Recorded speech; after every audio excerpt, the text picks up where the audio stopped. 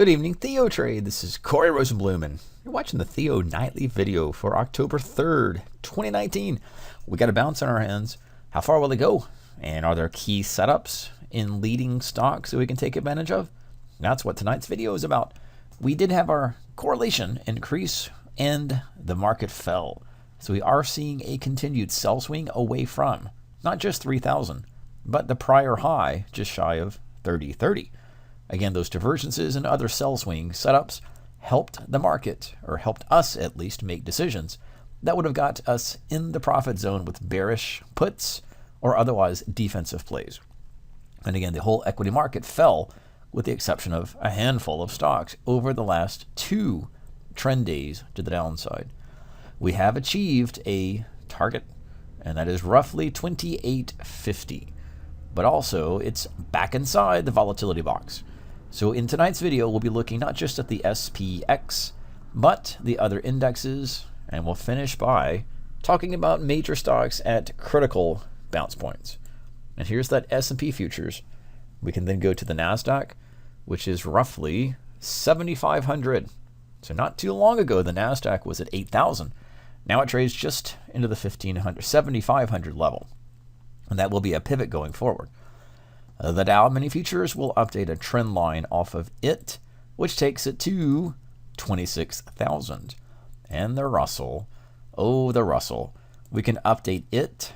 We talked about the IWM today as well, but that update draws a trend line across the lows.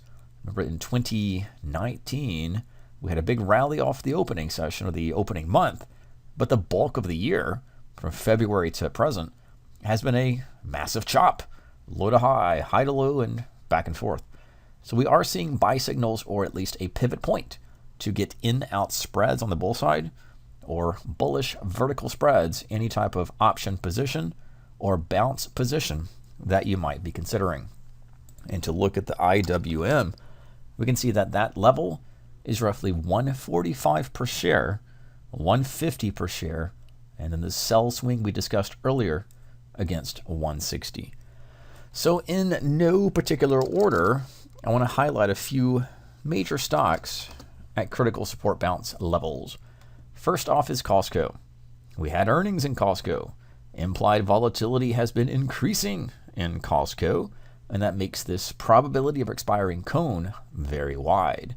It also takes a wider path to our option premium, and this 80%, right? We're talking about the future here, the earnings and the play off of it. Of course, this is going to be closed at today's session, but 89% implied volatility, $13 up or down, and the rest of it is relatively heightened in terms of Costco earnings or Costco implied volatility. And of course, we can see that play out in our very, very wide probability of expiring cone. And that IV percentile, almost 100%. That means it hasn't seen this level in 2019, over last year really.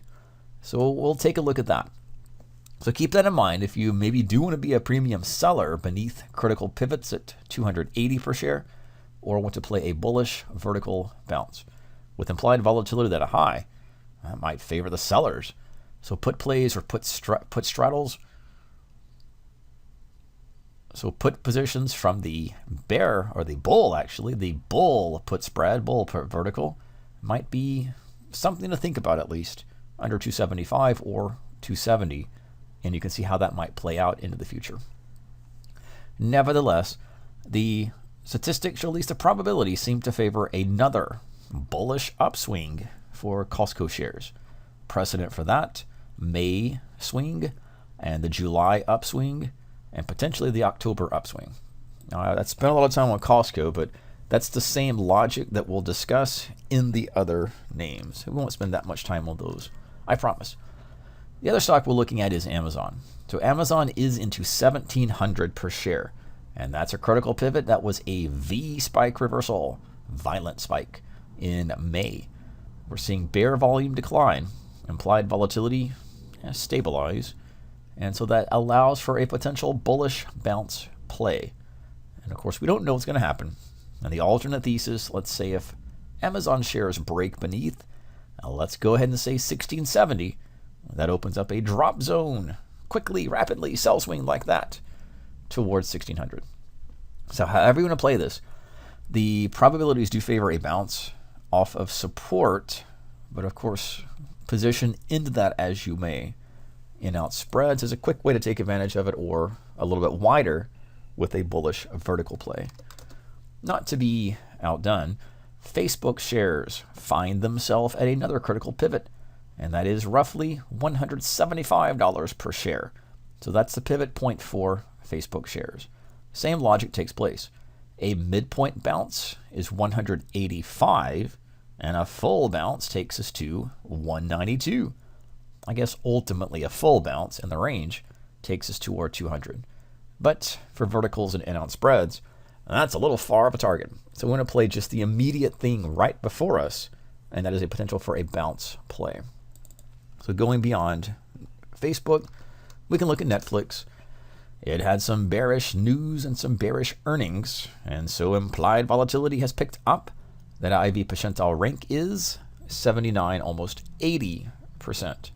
And we can again see that reflected in the option premium, especially over here getting into we'll see that in a moment, earnings. So earnings for Netflix shares will take place on October 16th. The way we knew that without looking at the chart is taking a look at the option expiration Fridays, or the weekly expirations. 38%, 39%, 71%. Something is happening in this expiration that isn't happening there. That's earnings. So that might not be the best play, especially given if you want to play a 9 to 20 or some odd day expiration or vertical position or in-out spread. That would be done against 255 per share, but I might want to wait for that one to take place after earnings. You don't want to necessarily put on new positions directly in front of earnings. You will always cross-check your potential positions with option volatility, and this, you can see this picking up noticeably, and of course our earnings calendar. Next up is Caterpillar. Not really a thrilling stock, maybe necessarily, as opposed to Facebook and Amazon and Netflix, but still creeping along. And you can still make profits off of non-exciting stocks, especially those into support. So right now that is roughly 118 per share for Caterpillar. And it also has an earnings play, and that is the 23rd. So always watch these coming up. Let's see if we can cross-check that too. 28%, 29%, 31%, 37%. And you can see how the implied volatility jumps into the future. That's always a good tip to watch. So Caterpillar has a wide cone. The one thing to think about, if you can see a trend or draw trend lines, you can extend those within the probability of expiring cone, and then we can get a sense of, even though there is an equal chance of being here or here in terms of option statistics and option volatility, there might be an edge if we're looking at the trend continuing. Nothing is guaranteed, of course. So Starbucks has a little bit of a different chart because it is coming off a very key inflection or resistance point. That's $100 per share. So today we're looking at $83.50, $84 for a possible bounce or inflection play. As always, implied volatility is spiking, and we're up there on a red signal at the 83% implied volatility marker. So that is something to watch. That is, I would say, not normal, very much not normal, and that could favor sell strategies beneath. In other words, if you are bullish, consider buying, or consider selling, actually, selling premium for the put side. We can also see that Starbucks, it has earnings. Those are going to take place on the 30th. And let's check our option grid. 22, 24, 24, 23, 30. So right there you can see, just looking at the implied volatility charts, that there is a big jump in the expiration for the 1st of November. That's when that earnings will take place after. And we'll end with an oil stock, ExxonMobil, because it too is into support. Its support is 66 per share. Earnings for it, it's going to be the 1st of November, so there is an entire month to play a possible bounce, let's say from 66 maybe towards 70 or 72 within ExxonMobil. And again, watch your stocks, watch these levels, watch for a bounce going forward. And of course, Friday we get that jobs report. So watch that closely, given the other economic data has been a little bit disappointing. And that's helped the market go lower. But today, we held support, at least for today. As always, be careful and safe. This is Corey Rosenblum with your Theo Nightly video for October 3rd, 2019.